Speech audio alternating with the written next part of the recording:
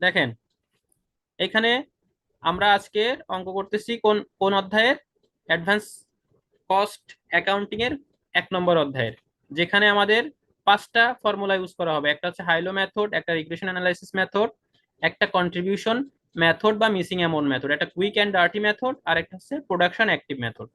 এখানে সূত্র দেওয়া আছে, দেখেন আপনাদের জন্য প্রয়োজন হচ্ছে প্রথম তিনটা, 1 2 3। এখান থেকে বেশি কোশ্চেন আসে 4 এবং 5 থেকে খুব কম কোশ্চেন আসে। তো এখানে সূত্র দেওয়া আছে প্রথম দুইটা ফরম্যাটের, হাইলো মেথডের এবং রিগ্রেশন অ্যানালাইসিস মেথডের। হাইলো মেথডে প্রথমে আমাদের বের করতে হবে ভেরিয়েবল কস্ট বি। বের করার সূত্র হচ্ছে চেঞ্জ ইন কস্ট অথবা চেঞ্জ ইন প্রোডাকশন। সব থেকে সহজ যে পদ্ধতি সেটা হচ্ছে highest cost minus lowest cost ভাগ highest production minus lowest production. এরপর আছে ফিক্সড কস্ট এ বের করতে হবে কিভাবে, total cost minus total variable cost. তারপরে হচ্ছে কস্ট ফর্মুলা। কস্ট ফর্মুলা কি? ওয়াই সমান সমান এ প্লাস বি এক্স। এই কস্ট ফর্মুলা আপনাদের অ্যাকাউন্টিং যত সাবজেক্ট আছে সব ক্ষেত্রে এই কস্ট ফর্মুলাটা কাজে লাগবে। ওয়াই সমান সমান এ প্লাস বি এক্স মাথায় রাখবেন। রিগ্রেশন অ্যানালাইসিস মেথডের সূত্র আছে মোট 4টে। একটা হচ্ছে এভারেজ প্রোডাকশন কিভাবে বের করব, সামেশন এক্স ভাগ এন। এভারেজ কস্ট কিভাবে বের করব, সামেশন ওয়াই ভাগ এন।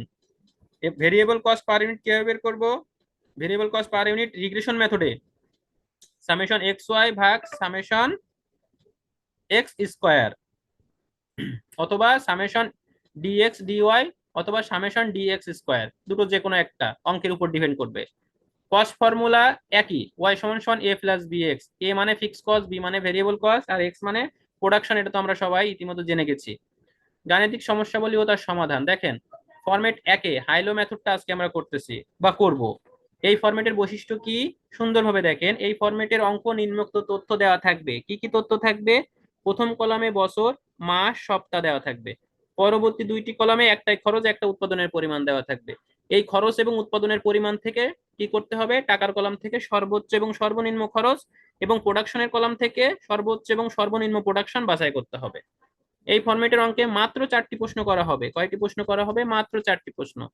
এক হচ্ছে variable cost per unit, fixed cost per unit, cost formula আর টার্গেট কস্ট। এই 4টা প্রশ্ন বের করতে হবে আমাদের।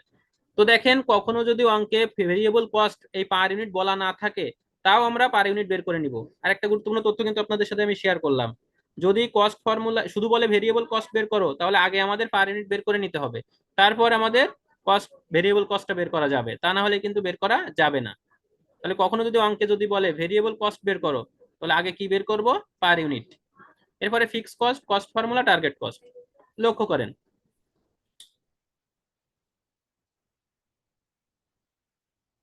এখানে আমাদের বলছে the ABC hotel guest day of occupation custodial supplies expense over the last 7 month. Last 7 মাসে আমাদের এবিসি হোটেলের কিছু তথ্য দেওয়া আছে। মার্চ মাসে গেস্ট ছিল 5,000, তারপরের মাসে ছিল 6,500, 8,000, 10,500, 13,000, 9,000 এবং 7,500। খরচ হয়েছে প্রথম মাসে 8,000, তারপরে 8,200, 10,500, 12,000, এভাবে আমাদের খরচ হয়েছে।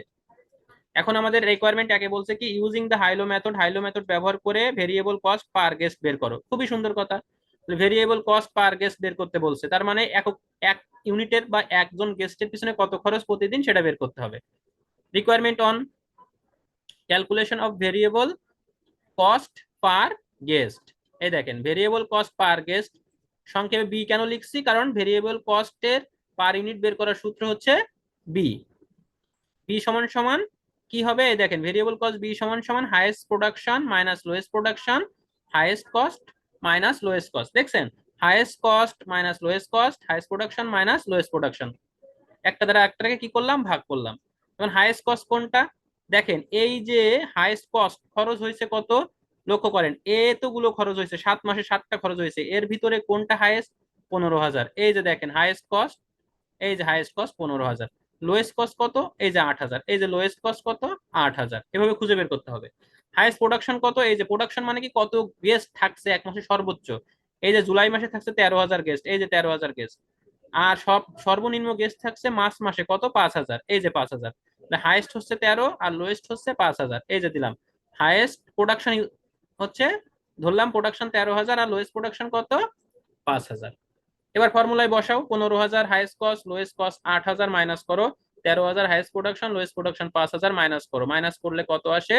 মাইনাস করে দেখো, ব্যাস এই যে মাইনাস করলাম। এরপরে হচ্ছে 7,000 8,000 ভাগ দিলাম, 0.87 পার গেস্ট হলো, বি এর মান বের হলো। এবারে রিকোয়ারমেন্ট টু তে কি বলছে দেখো, রিকোয়ারমেন্ট টু তে বলছে যে কি করো, হাইলো মেথড ইউজ করে ফিক্স কস্ট পার মান বের করো। তাহলে ফিক্স কস্ট সমান কি, এ, calculation of fix cost, calculation of কি, ফিক্সড কস্ট। তাহলে ফিক্স কস্ট এ সমান সমান সূত্র কি, total cost minus total variable cost. তাহলে total cost minus total variable cost. তাহলে টোটাল কস্ট কোনটা, আমি এই নিয়ে কিন্তু বিস্তারিত ব্যাখ্যা আলোচনা করেছি, যে আপনার যেটা পছন্দ হবে, আপনার যেটা পছন্দ হবে, আপনি যদি এই যে টোটাল কস্ট 15,000 নেন, তাহলে প্রোডাকশন নিতে হবে কত, 13,000, মানে সর্বোচ্চ যেটা নেবেন সর্বোচ্চ, সর্বনিম্ন যেটা নেবেন সর্বনিম্ন সেটা, সব জায়গাতেই সেটা নিতে হবে। তাহলে আমরা এখানে 15,000 টোটাল কস্ট নিয়েছি, তাহলে ভেরিয়েবল কস্ট টোটাল কত বের হবে, দেখেন টোটাল বের করার সূত্র কি, হাইস্ট প্রোডাকশন গুণ বি, যদি আপনি লোয়েস্ট নিতেন তাহলে লোয়েস্ট প্রোডাকশন গুণ বি। তাহলে 13,000 গুণ 0.875, তাহলে কত হয়, 11,375। এই 11,375 হচ্ছে টোটাল ভেরিয়েবল কস্ট। আর টোটাল কস্ট কত ছিল, 15,000, বাদ দাও, বাদ দিলে হয় 3625 টাকা। রিকোয়ারমেন্ট বি শেষ, মানে 2 নম্বর রিকোয়ারমেন্ট শেষ। এবার 3 নম্বর রিকোয়ারমেন্টের কাজ, বলছে কি, using the cost formula you derived অ্যাভো ওয়াই সমান সমান এ প্লাস বি এক্স। তাহলে ইউজ করতে কইছে কস্ট ফর্মুলা, তাহলে কস্ট ফর্মুলা ইউজ করতে বলছে, জাস্ট আমরা কি করব, এ আর বির মানটা ফর্মুলায় বসাই দিব। আমরা জানি cost formula, we know cost formula সমান ওয়াই সমান সমান এ প্লাস বি এক্স। তাহলে এর মান কত, এর মান হচ্ছে 3625, বির মান কত, 0.875 গুণ এক্স, অ্যান্সার শেষ।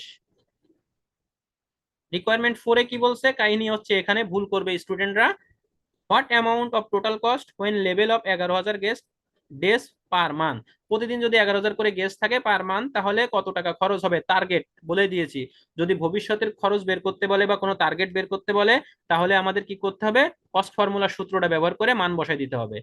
ঠিক আছে, কস্ট ফর্মুলার সূত্রটা ব্যবহার করে কিসের মান বসাতে হবে, মান বসাই দিতে হবে। লক্ষ্য করেন, calculation of total cost of 11,000 guest per day when, 11,000 guest per day বা per month, we know Y সমান সমান এ প্লাস বি এক্স, এটা হচ্ছে কস্ট ফর্মুলা, এটা হচ্ছে কি কস্ট ফর্মুলা। তো ওয়াই থেকে যাবে, এর মান বের করেছে 3625, প্লাস বির মান কত, 0.875 গুণ এক্স এর মান কত, যেটা প্রশ্নে দেওয়া থাকবে, প্রশ্নে কত দেওয়া আছে, 11,000, এই যে 11,000, যোগ বিয়োগ করেন, ওয়াই সমান সমান 13,250 টাকা, 13,250 টাকা। এই হচ্ছে 4টা রিকোয়ারমেন্ট। এখন আপনাদের কোনো কোশ্চেন আছে কিনা বলেন। তামান্না আপু, আছে কোনো কোশ্চেন?